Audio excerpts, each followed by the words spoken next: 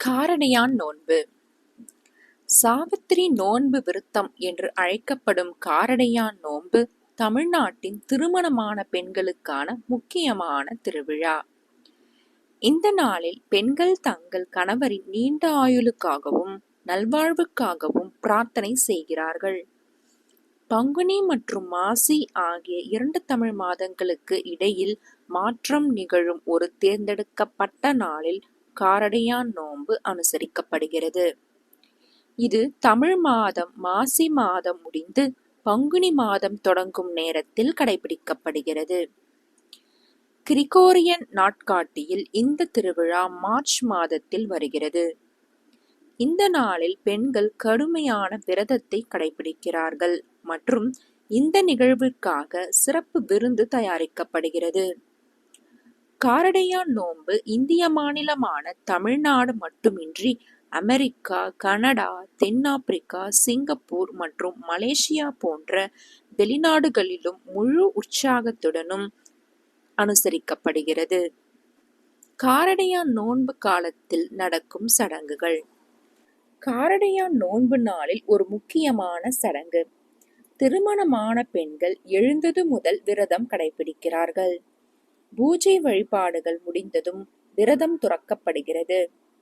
காரடையை வெண்ணெயுடன் சேர்த்து உண்பதன் மூலம் பெண்கள் தங்கள் விரதத்தை முறித்துக் கொள்கிறார்கள். பிற்பகலில் அல்லது மாலையில் எந்த நேரத்திலும் கொழுப்புகள் உடைக்கப்படுகின்றன. காரடையான் நோன்பு அன்று விசேஷ நைவேத்தியம் தயாரிக்கப்பட்டு காரடை நோன்பு அடை என்று அழைக்கப்படுகிறது. புராண கதைகளின்படி சாவித்திரி இந்த சிறப்பு உணவை தயாரித்து தனது கணவர் சத்தியவானின் உயிரை திரும்ப பெற்றதற்கு நன்றி தெரிவிக்கும் விதமாக இந்து கடவுளான மரணத்தின் கடவுளான யமனுக்கு உருகாத வெண்ணெயுடன் அளித்ததாக கூறப்படுகிறது.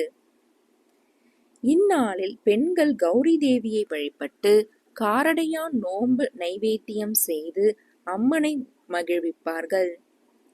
கௌரி தேவிக்கு காரடை படைக்கும் நேரத்தில் சிறப்பு மந்திரங்கள் ஓதப்படும். மாசி மாதம் முடிந்து பங்குனி மாதம் தொடங்கும் குறிப்பிட்ட நேரத்தில் காரடையான் நோன்பு பூஜை செய்யப்படுகிறது.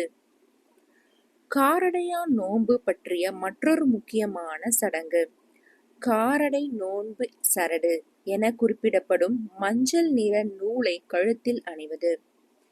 இந்த மஞ்சள் நூலில் ஒரு சிறிய பூவும் கட்டப்பட்டுள்ளது. கணவன்மார்களின் நல்வாழ்வுக்காக இந்த நூல் கட்டப்பட்டுள்ளது.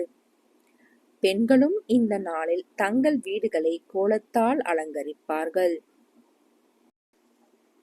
காரடையான் நோன்பின் முக்கியத்துவம். காரடையான் நோன்பு என்பது ஆந்திரா, தமிழ்நாடு, கேரளா மற்றும் கர்நாடகா ஆகிய தென் மாநிலங்களில் உள்ள திருமணமான பெண்களால் முக்கியமாக கடைபிடிக்கப்படும் ஒரு குறிப்பிடத்தக்க சடங்கு. காரடை என்பது விசேஷ நைவேத்தியத்தை குறிக்கிறது மற்றும் நோன்பு என்பது உபவாசம் அல்லது விரதம் என்பதை குறிக்கிறது. காரடையான் நோன்பு கடைபிடிக்கப்படுவது சத்தியவான் சாவித்திரி கதையை நினைவு கூறும் வகையில் செய்யப்படுகிறது. புராணங்களின்படி சாவித்திரி ஒரு இளவரசி. அவள் தன் கணவன் சத்தியவான் மீது மிகுந்த பக்தி கொண்டு அவனை மரணத்தின் பிடியிலிருந்து காப்பாற்றினாள். இந்த கதை இந்தியாவில் மிகவும் பிரபலமானது. மேலும் இந்த புராணத்தின் அடிப்படையில் வட் சாவித்திரி பூஜை போன்ற சில இந்து பண்டிகைகளும் உள்ளன.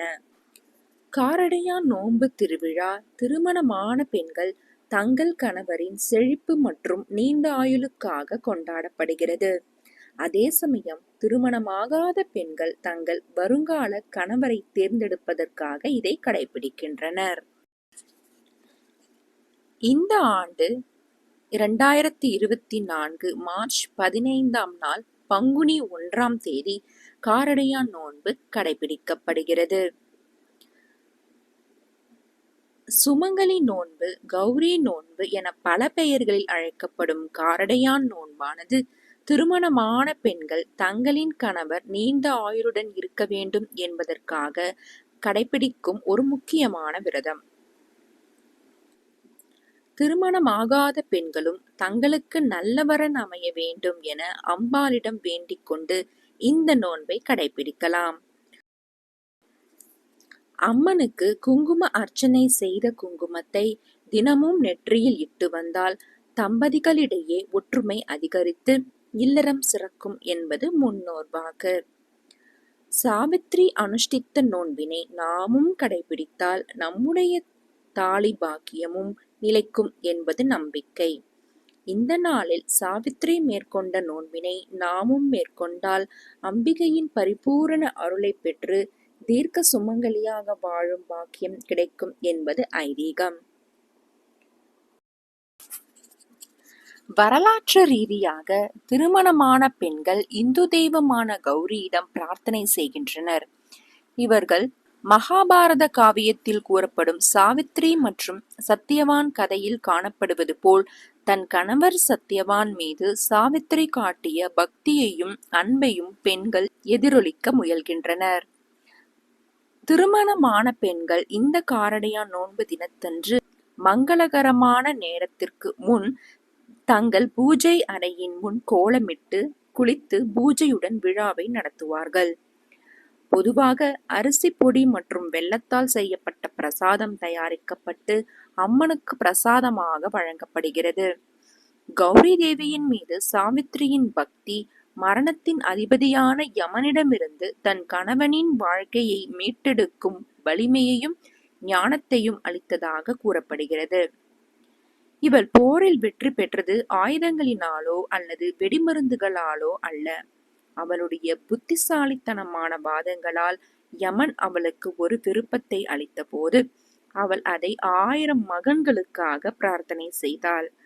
அவர் சம்மதித்ததை அடுத்து அந்த ஆசையை நிறைவேற்ற சாவித்ரி தனது இறந்த கணவனின் உயிரை திரும்ப பெற முயன்றார். இதனாலேயே காரடையான் நோன்பு சாவித்ரி விரதம் என்றும் அழைக்கப்படுகிறது. தென்னிந்திய மாநிலங்களில் உள்ள காரடையான் நோன்பு வட இந்தியாவில் பிரபலமான வட் சாவித்ரி விரதம் போன்றது. காரடையான் நோன்பு நாளில் பெண்கள் கௌரி அல்லது மாதா பார்வதி தேவியை வணங்கி காரடையான் நோன்பு நிவேத்தியம் அல்லது காரடையை சமர்ப்பித்து மந்திரங்களை உச்சரிக்கின்றனர். பெண்கள் தங்கள் கணவரின் நல்வாழ்வுக்காக மஞ்சள் சரடு அல்லது நோன்பு சரடு எனப்படும் புனிதமான மஞ்சள் பருத்தி நூலை பூஜை செய்த பின் கட்டுவார்கள். காரடையான் நோன்பு நாளில் கரடை நோன்பு அடை எனப்படும் சிறப்பு நைவேத்தியம் தயாரிக்கப்படுகிறது. சாவித்ரி இந்த விசேஷ உணவை தயாரித்து தனது கணவரான சத்தியவானின் உயிரை திரும்ப பெற்றதற்கு நன்றி தெரிவிக்கும் விதமாக மரணத்தின் இந்து கடவுளான யமனுக்கு உருகாத வெண்ணெயுடன் அளித்ததாக கூறப்படுகிறது. நன்றி, வணக்கம்.